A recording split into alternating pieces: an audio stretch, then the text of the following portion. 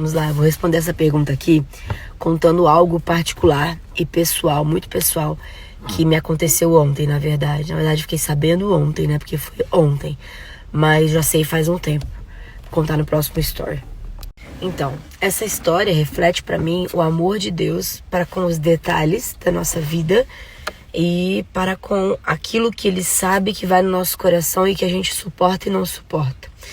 Ontem eu perdi uma tia muito querida, que na verdade era considerava como se fosse uma mãe pra mim, né, junto com a minha mãe, mas quando eu era pequenininha eu tive a oportunidade de morar com ela, né, um período, minha mãe precisou de ajuda, então em muitos momentos eu estava com ela, até mais com ela do que com minha mãe às vezes. Então férias eu ia pra lá, ela me ajudou muito em relação aos meus estudos, pagou sempre a escola adventista pra mim, que era muito caro na época, então ajudou muito a minha mãe nessa parte de criação minha. Então eu sempre vinha conversando com ela, a gente sempre teve um contato muito próximo, igual eu com minha mãe e eu com ela, né? Então ela era uma referência muito grande pra mim, de pessoa, era muito importante pra mim. E Deus sabia disso. E já fazia um tempo que ela já vinha sofrendo de câncer há alguns anos. E até então, até a pandemia, ela tinha conseguido fazer radioterapia, e isso tinha controlado a doença, digamos assim. E aí chegou a pandemia, começou a chegar aquele desespero, aquelas picadas. E ela acreditou sempre nisso, né? Eu sempre avisei, sempre falei. Como eu sempre tive um estudo aqui aprofundado em relação a isso. Aqui não, no Telegram, porque aqui eu fui bem bloqueada. Eu comecei a alertar. E esses estudos indicavam que as pessoas que tomassem as picadas, quanto mais doses, pior. E tivessem um câncer, já tivessem tido câncer, doença autoimune, né? E até infertilidade. Isso aumentaria mais, principalmente o câncer. Em 1 a 3 anos reativaria o câncer e ele viria muito pior, muito mais agressivo. Então, quando ela começou a falar pra mim que estava tomando, eu já comecei a disparar um cronômetro e Yahweh confirmou no meu coração que a minha tia iria falecer em 2023. Eu tinha certeza disso.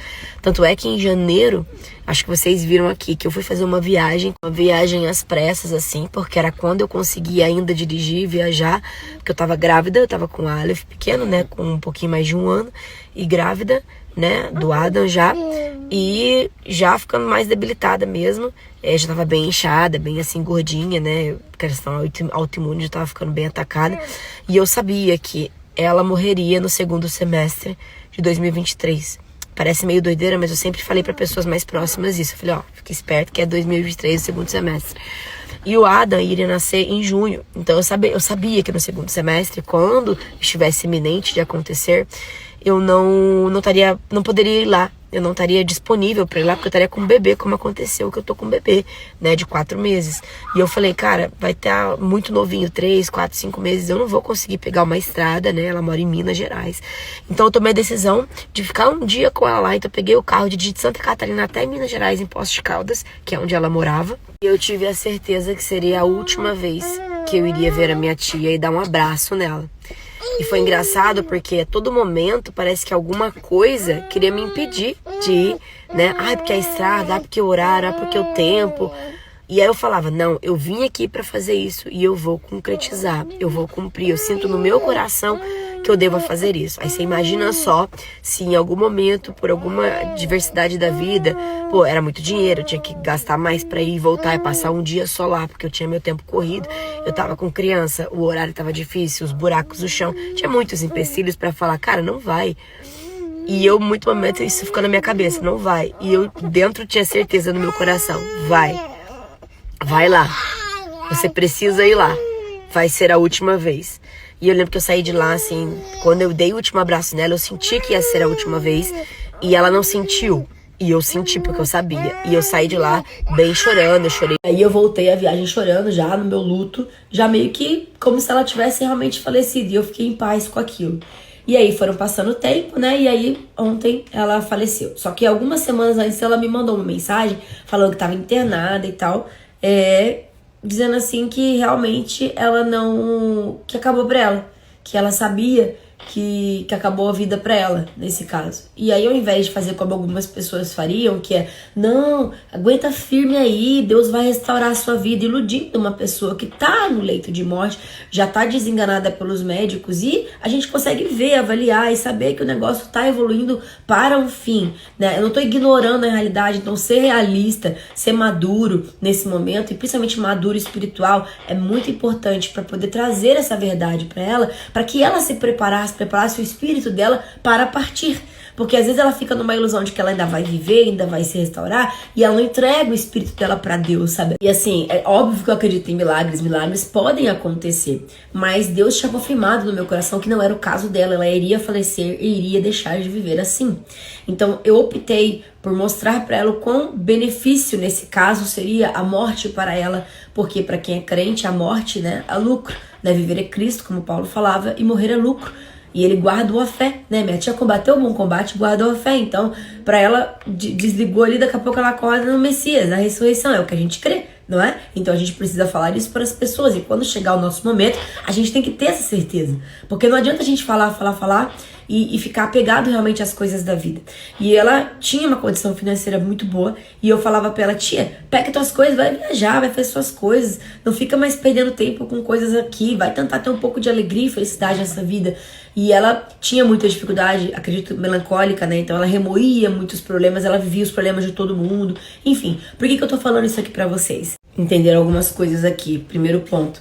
Deus se preocupa com os detalhes da sua vida, por mais que você pense que é algo banal, algo bobo, Ele sabe exatamente aquilo que você está passando, e Ele sabe exatamente como que vai fazer para você passar por aquilo e até onde você suporta. Então Ele sabia que eu estaria indisponível no dia da morte dela, e eu precisaria ter uma despedida com ela. E ele me concedeu isso e tranquilizou meu coração. E ele também sabia que ela estava passando por muitos problemas e que era o fim da vida e ela precisava de um tempo ainda para aceitar essa morte, né? Então a gente precisa aceitar isso no coração. E eu vi que desde o início ela tinha um pouco de dificuldade de aceitar a morte. E até o último minuto eu percebo que ela foi aceitando, até num áudio que ela me mandou, não vou colocar aqui, mas um áudio que ela me mandou uns 10 dias antes, quando ela disse que estava internada, ela falou, acho que a vida acabou pra mim. E eu falei, sim, tia, provavelmente tá acabando mesmo. Então você usa esse momento para poder você entregar completamente tudo a Deus, seus filhos, a sua vida, e vai em paz. Eu falei isso pra ela. Outro ponto, segundo ponto. Deus não vai fazer na sua vida aquilo que você quer. Ele vai fazer aquilo que Ele destinou para você. Então, no momento em que chegar o teu momento de morte ou qualquer outra coisa na sua vida, Ele vai pôr a certeza no seu coração, vai te dar a paz para passar por aquele momento de turbulência, seja qual for. Morte, separação, perdas irreparáveis, perda de um filho. Então, eu não sei o que você está passando, mas qualquer coisa que você possa estar passando, se Ele permitiu, se Ele decretou isso na sua vida, é porque Ele vai te dar a força, Ele vai te dar o momento, Ele vai te dar tudo aquilo que você precisa para passar por aquele momento, pessoa, suporte, enfim. Porque Ele é um Deus de amor e apesar dos pesares da vida, Ele sempre vai estar contigo. Terceiro ponto, não espere as pessoas morrerem para valorizar as pessoas, porque as pessoas quando elas morrem viram pó, não adianta mais. Então, dê o abraço, esteja presente no presente enquanto as pessoas existem, porque depois para sepultura não tem mais nada, né? Não adianta você ir lá no funeral, não resolve, né? Depois dessa reflexão, agora respondendo essa caixinha, os eleitos, a salvação pela graça terão lembranças da vida que tiveram na terra, entendendo que Deus é um Deus que cuida dos detalhes, os mínimos detalhes, que pra nós parece uma coisa boba, tipo, Deus tá preocupado com mais coisa, tá preocupado com um detalhe básico da minha vida, que só porque eu dei tchau pra minha tia ou não. Então, se Deus se preocupou com esses mínimos detalhes, por que Ele não se preocuparia talvez com isso? Eu penso que esse mundo aqui, a gente não teve só aflições, a gente teve histórias boas também. A gente teve nascimentos, a gente teve ganhos, a gente não teve só perdas. A gente teve muitos sentimentos positivos. A gente conheceu a história da redenção, a gente conheceu a história da Bíblia, a gente conheceu a salvação através do Messias, a gente conheceu tudo isso é um evento terreno também. Mas a Bíblia fala lá em Isaías 65:17 que em verdade eis que criarei novos céus e nova terra e todos os eventos passados não serão mais lembrados, jamais virão à mente. Então, caso Deus ainda dê alguma memória para nós, eu imagino que seja alguma coisa de forma sobrenatural, que Ele vai refazer completamente nossa mente e que os eventos, os que Ele possibilitar a gente a lembrar, aqui fala que nenhum. Todos os eventos passados não serão lembrados, jamais virão à mente. Quando você continua lendo, você vai entender que Isso tudo se dá porque é pra gente se alegrar, não é mais pra ter pecado, não é mais pra ter maldade. Então eu imagino que essa conotação é mais para que a gente não se lembre das tristezas, das aflições. Mas talvez então de alguma forma Deus faça com que a gente se lembre de algo com felicidade.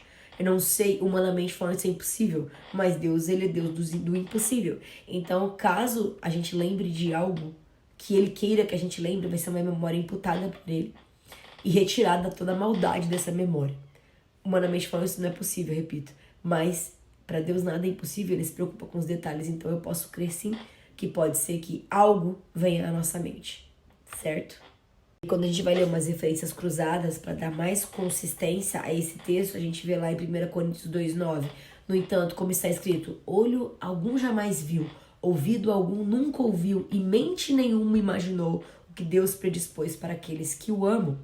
2 Coríntios 5:17. Portanto, se alguém está em Cristo, é nova criação. As coisas antigas já passaram, eis que tudo se fez novo.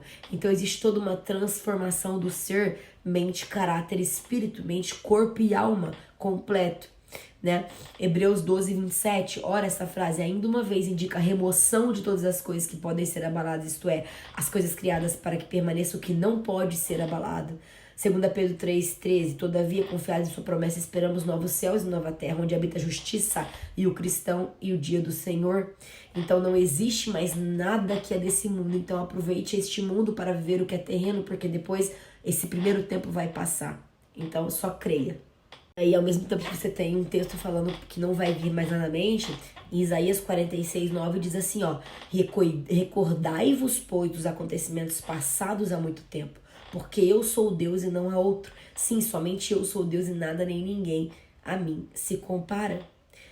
Assim como os novos céus e nova terra que vou criar serão permanentes diante de minha pessoa, afirma Yahweh, do mesmo modo serão perenes os vossos descendentes, os vossos nomes. Está em Isaías 66:22.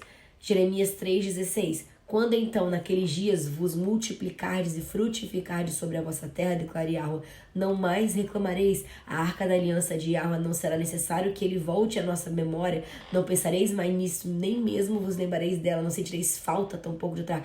Então, ele vai transformar as coisas de tal modo que a gente não vai sentir falta, nem tristeza, nem nada. Então, ele vai transformar completamente. Algo que a gente não imagina hoje, nem consegue explicar. Então, meus amigos, qual é a conclusão disso? Não se preocupem com a memória terrena na nova terra.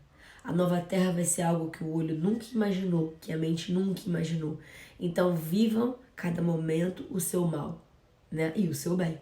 Então, se vocês estão vivendo neste mundo, façam as coisas deste mundo, né? Se preocupem com as preocupações deste mundo, da sua mente, do seu problema presente. Deixe para o reino as coisas do reino, né? As coisas espirituais para os momentos em que elas terão que se consolidar. Então não se preocupe se vocês vão ter lembranças terrenas na nova terra, porque isso mostra certo apego à vida terrena que vocês não precisam ter. Porque a vida terrena é para ser vivida enquanto ela existe e depois vai ter algo muito melhor. Então viva a sua melhor vida terrena em abundância, para que quando você estiver no reino você conheça a abundância ainda maior e não se preocupe mais com essas